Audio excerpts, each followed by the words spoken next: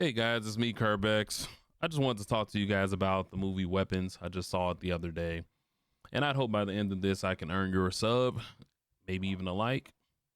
I truly would appreciate it. I'm really close to 300, so let's get into it. Today I want to talk to you guys about Weapons. This movie is categorized as like a horror mystery, and it debuted at 94% on Rotten Tomatoes. It's about when all but one child from the same class mysteriously vanished on the same night at exactly the same time. The community is left questioning who or what is behind the disappearance. And that's like the big, who done it, not who done it, but more like the big issue of the movie. Like they're trying to figure out where did these kids disappear to. And it like the movie starts like getting narrated by some child, like just speaking about the experiences of everybody in the town and what they've gone through to kind of catch everybody up to speed of like what's going on.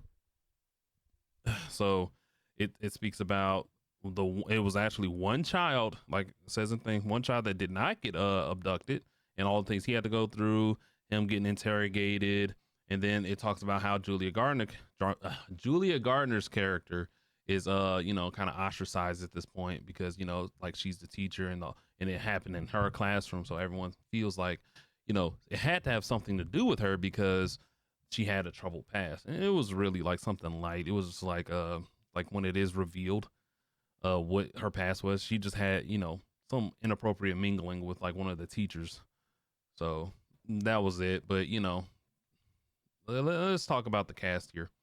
Julia Gardner's character, she plays a teacher. Josh Brolin plays a grieving father who's, mourning the loss of his child and, like trying to communicate with police like what the heck is going on with my kid, and no one has any answers for him. Benedict Wong is the principal, just trying to calm Julia's character and telling her, hey, maybe you should just take more time off because hey, everyone kind of hates you right now and you need to kind of let this blow over or whatnot.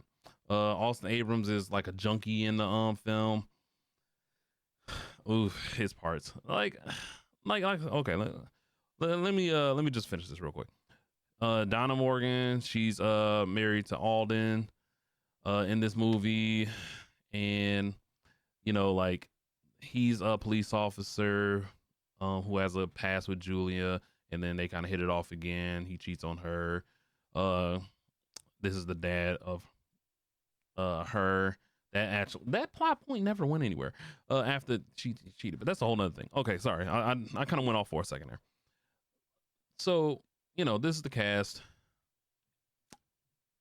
And the issue I had with this movie, per se, just to kind of get to the point, I don't like when movies are hyped to all heck because this movie debuted at one point at 100%. And I think one of like the biggest like points that people were talking about with this movie, and I guess like as publicity, was that Jordan Peele at one point fired his his some of his people because he really wanted to make this movie better. This is on Slash Film. In the aftermath, Peele fired two major members of his management team, Joel Zadok and Peter Princito, who works with Artists First and who also works with Krieger. Principal Pito is Krieger's manager. The Deadline report clarifies that Peele is still represented by CAA, but cut ties entirely with Artists First. If allegiances shifted behind the scenes as Peele tried to produce Weapons, we may never get the full picture, but one thing seems clear. Peele wanted to make this movie better and was very unhappy to miss out on this opportunity. So yeah, that's just how this is kind of going. Like, like I said, it was all hyped all heck. Like this is a movie that Jordan Peele, who I really respect as a director, wanted this movie. It debuted at 100, but to me, I don't see what the hype was about. Like the movie was really okay to me. Like I really enjoyed the little branching storylines. Like I said about the different cast, they kind of like focus in on her character. Then you get a moment where it's all like what they were doing in that day, but it felt like okay, it felt like the lead up was better than the ending, and that's kind of how I felt about the Barbarian movie that Zach Krieger previously directed. Like all the lead up was really great until the ending because it always divulges into like almost like a comedy. Like Josh Brolin's character, they storm the house that all the kids are in, that they finally find him, and they have like this fight scene, and he's like, he knocks him out.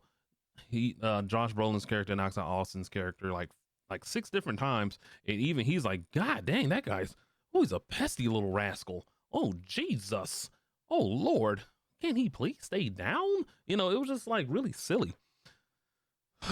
So if this movie would have been, like, to me, categorized not as a horror mystery thriller, if it was more just mystery thriller / dark comedy, because they had some really comedic beats, and like I'm telling you, like the audience would like kind of laugh.